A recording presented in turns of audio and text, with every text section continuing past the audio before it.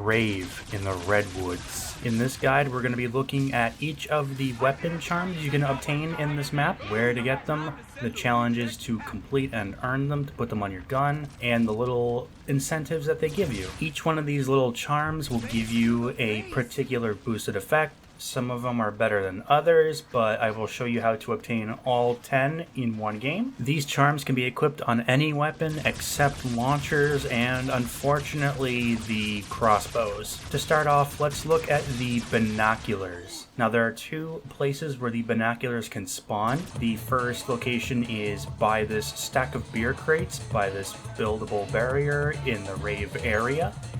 And the second location it could spawn is on top of this bench on this walkway outside of the mess hall. Now you want to take the binoculars, you want to walk over to this bench by the Fate and Fortune machine, put the binoculars down, then you want to actually walk over to the Fate and Fortune machine. And there are two things you want to do here, and you can do these basically at the same time. The first thing you want to do is you just want to get 15 zombie kills while standing under this little gazebo area. You are going to need a sniper for this other objective though. You can buy the KBS longbow, which is right here. There are going to be these eyeballs that you look for in the distance, and you want to shoot all 8 of these eyeballs. There's one above Slappy Taffy. There are 5 on the island where Kevin Smith is, 4 on top of the totem poles, and another 5th one inside the top floor window of the shack. All under this gazebo, by the way. You cannot get these anywhere else.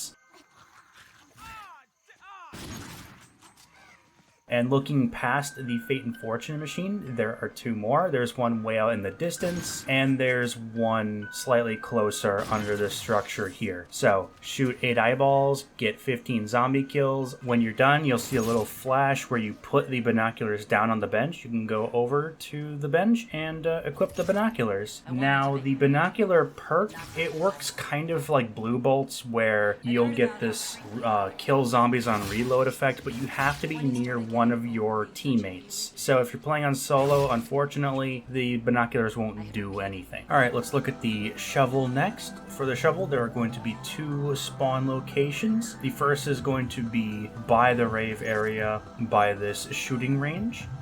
The second spawn for the shovel is going to be in this mound of dirt behind this mine cart where the HVR wall by is. This is by the caves that lead to the power switch. Take the shovel outside of mess hall to this little swampy area. Over in this little corner here, you'll find a grave that literally says RIP on it. Go ahead and put the shovel down. You'll see this lightning bolt come down, and then 5 skeletons will pop out of the ground. These skeletons are more powerful than your average zombies, so just be ready for them, take them down, and when you do, you can grab the shovel, put it on your weapon. And the shovel's effect is going to be, it kills nearby zombies when you revive another player. So again, unfortunately, this thing doesn't really help you on solo. I imagine it would be really nice on co-op.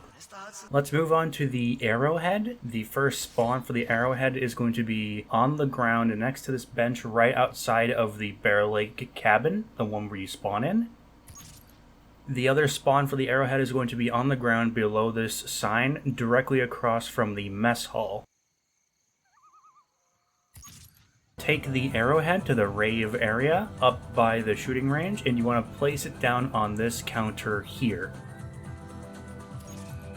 Now we want to come back with Rave mode activated, so you're going to need a pouch for that. Head over to the targets in the shooting range. You'll notice one of them is actually glowing. Shoot it, and another target will pop up. Shoot that target, and another target will pop up. You want to do this about 7 or 8 times until you go almost toward the right. There's one hidden in the tree line. Once you shoot that last target, you'll be able to pick up the Arrowhead. The Arrowhead works sort of like a primitive version of Deadshot Daiquiri. It affects your auto aim. So instead of aiming for the chest, you'll aim for zombies' heads. Unfortunately, I'm a mouse and keyboard player, so I literally cannot show this to you. But if you play with controller, I imagine this one would be worth looking at. For the ring charm, you're going to want to look in one of 2 locations for it. The first is going to be outside the mess hall, between the mess hall and the spawn cabin on this set of stairs. And on this set of stairs, outside of the mine area by the Bang Bangs machine. You want to take the ring over over to this little counter in the spawn cabin and place it down, and you'll notice these two lanterns start to glow. There's beams of light that shoot from them. If you interact with these lanterns, you can actually turn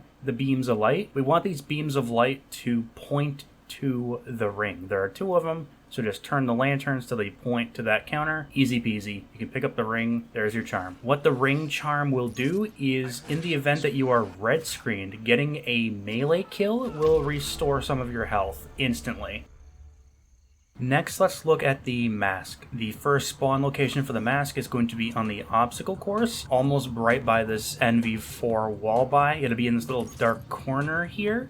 The second location for the mask can be on this little set of stairs leading toward the dock from the mess hall area. Pick up the mask and head toward the mess hall area, and you'll notice this blank sort of photo on the wall, like right as you walk in the big doors. You can place the mask on this little photo frame. Wait a few seconds, and then you'll notice these keys stop jingling. You can shoot the keys will fall into this little cup. You can interact with the keys, and you'll get the mask charm. The mask charm will slowly reload weapons for you while they're stowed away. This also works with the M1 Garand, funnily enough, which normally can't be reloaded with a partial clip. Next, let's look at the 8-ball charm. The first location the 8-ball charm can spawn is in the Rave area, to the left of this little tent. This is the same tent where you get one of the parts for the boat. The second location for the 8-ball is inside the mine here. If you're approaching from the Rave area, it will be right across from you as you enter the mine. Go ahead and take your 8-ball, and you want to head to the spawn cabin, head to the second floor, and you want to place the 8-ball on this pool table in this corner. Then you simply want to shoot the 3 white balls on the pool table, and you'll be able to pick up the 8-ball. The 8-ball will A, enhance the distance and power of your slide, and B, turn your slide into an attack. This isn't like Trailblazers. You will literally bowl zombies over with your slide attack. Now let's look for the fish. The fish has 2 locations that it can spawn in. The first location is going to be by the owl and wolf cabins, below this one cabin here. The second location for the fish can be in this pipe that connects the swamp area to the lakeside area. It'll be on the ground on this turn overlooking the lake area. Take the fish over to the docks. You want to go almost by where the boat is that goes to the Pack-a-Punch Island, and place the fish down on the corner here. If you look out to the water, you'll see this blue glow that's sort of moving around. You want to take your grenade, ideally a frag grenade is the best for this, and toss it at that blue glow. The glow will disappear, and you'll be able to pick up the fish. Now, while you have the fish on any of your guns, you will obtain the ability to sprint faster over time. Jumping or sliding, or when you stop sprinting, this speed bonus will go away. If you're familiar with the multiplayer for this game, it's momentum. It's the perk momentum.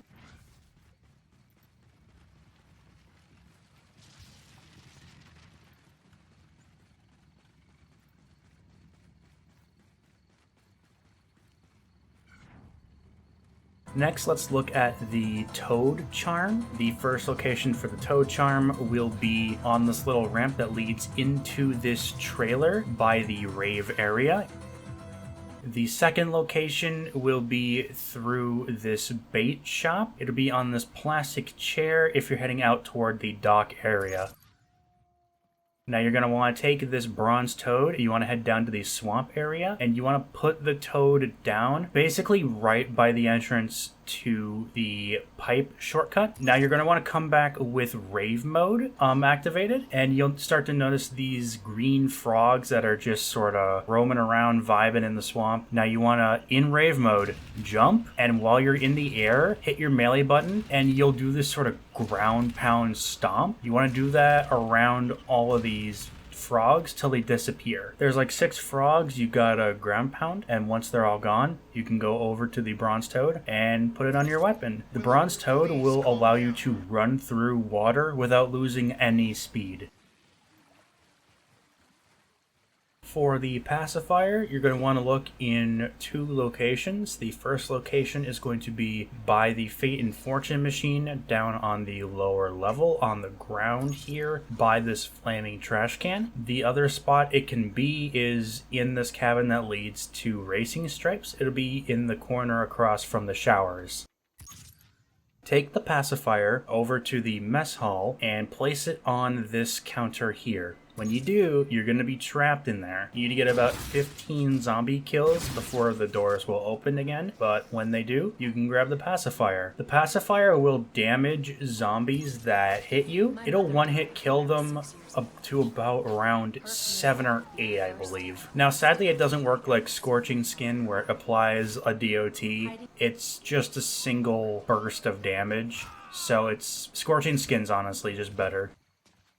Finally, let's look at the boots. The first place the boots can spawn is by this giant bonfire outside of spawn. It'll be up in this little corner here by these beer crates.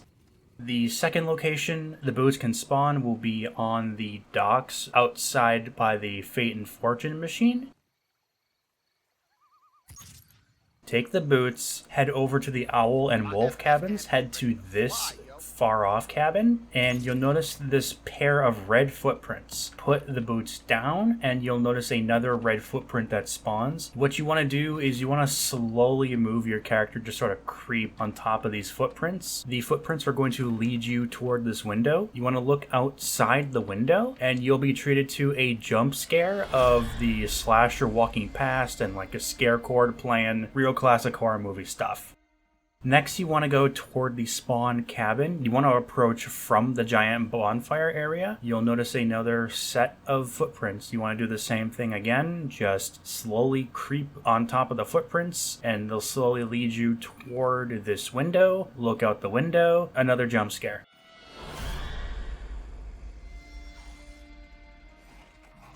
Next, you'll want to head to the docks outside by the Reaver Wallby. You'll see another set of footprints. You want to follow them around the dock here. It'll lead you all the way around to this window here. You want to slowly creep over and look through this window for a third and final jump scare.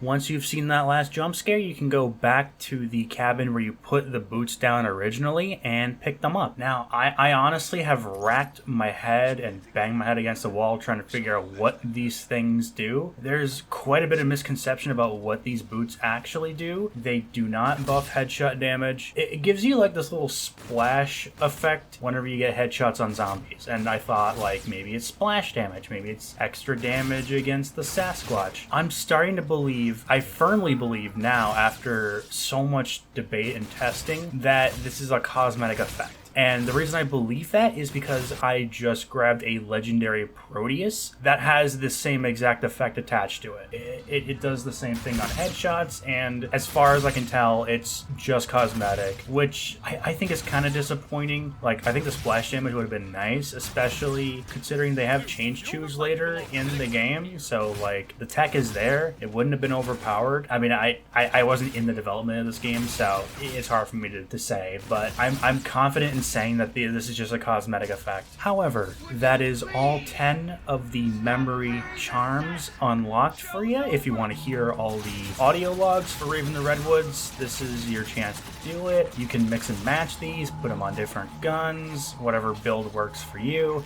Obviously, some are going to be better than others for whatever you're planning. I personally love to run the fish and the frog. I just become fast as fuck boy and just, they can't touch me. Hopefully this guide has helped you, and if it did, let me know. That'd be freaking amazing. And as always, stay cool, stay safe, stay frosty.